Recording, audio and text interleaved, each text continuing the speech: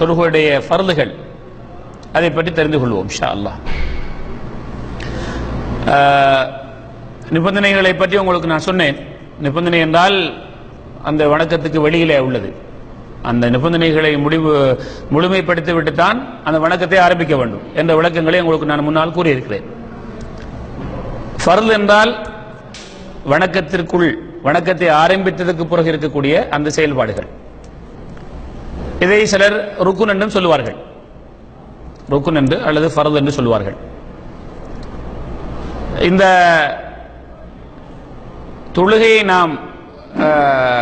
தொழுகையுடைய செயல்பாடுகளை இமாம்கள் 3 வகையாக பிரித்திருக்கிறார்கள்.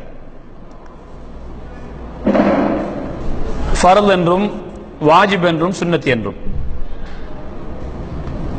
இதிலே சில கருத்து முரண்பாடுகள் இருக்கலாம். சில அறிஞர்கள் ஃபர்து என்றும் சுன்னத் என்றும் ஆக்கியிருக்கிறார்கள்.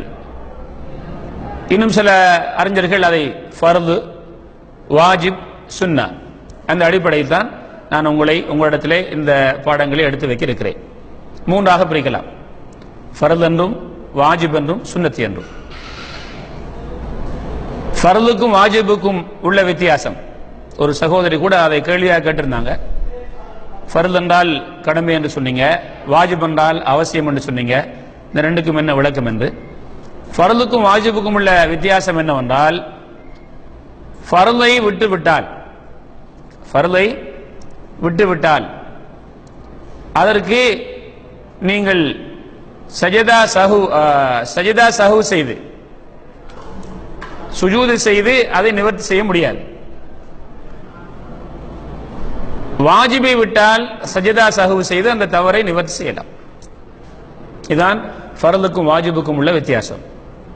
ஃபர்தை ஒருவர் விட்டுவிட்டால், இன்ஷா அல்லாஹ் நம்ம சொல்லக்கூடிய ஃபர்துகளை ஒருவர் விட்டுவிட்டால், தொழுகையிலே ஆணோ பெண்ணோ, வேணுமென்றோ மறதியாகவோ விட்டுவிட்டால் அவருடைய அந்த ரக்காத் எடுபடாது. உதாரணத்திற்கு ஒருவர் ஒரு சுஜூதை விட்டு விடுகிறார்,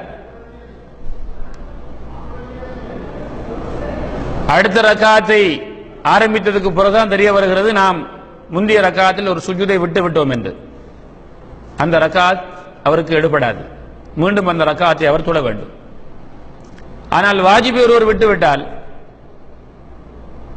வேணுமென்றோ மறதியாகவோ, மன்னிக்கவும், வேணுமென்று விட்டால் அது பாத்தில், அந்த செயல் பாத்திலான செயல், அந்த ரக்காத்து எடுபடாது. மறதியாக விட்டுவிட்டால், ஒருவர் மறதியாக ஒரு வாஜிபை விட்டு விடுகிறார். நாம் வாஜிபை சொல்லும் போது வாஜிப் என்ன என்பதையெல்லாம் நீங்கள் அதை தெரிந்ததுக்கு பிறகு அதை விட்டு விட்டால், அடுத்த ரக்காத்தில் அல்லது அடுத்த ஒரு செயலை செய்ததற்கு பிறகுதான் அது நினைவுக்கு வருகிறது என்று வைத்துக் கொள்ளுங்கள். அவர் அதற்காக சுஜூது சஹவு செய்து தன்னுடைய அந்த தவறை நிவர்த்தி செய்து கொள்ளலாம். ஃபர்தை விட்டால், வேணுமென்று விட்டாலும் பாத்தில், தெரியாமல் விட்டாலும் அந்த ரக்காத் பாத்தில்.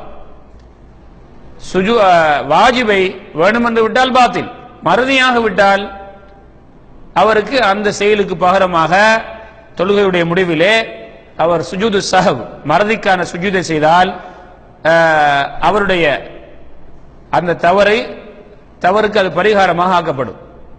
சுன்னத்தை விட்டுவிட்டால் அது தேவையில்லை சுஜூது சஹவ். இதுதான் ஃபர்துக்கும் வாஜிபுக்கும் உள்ள வித்தியாசம்.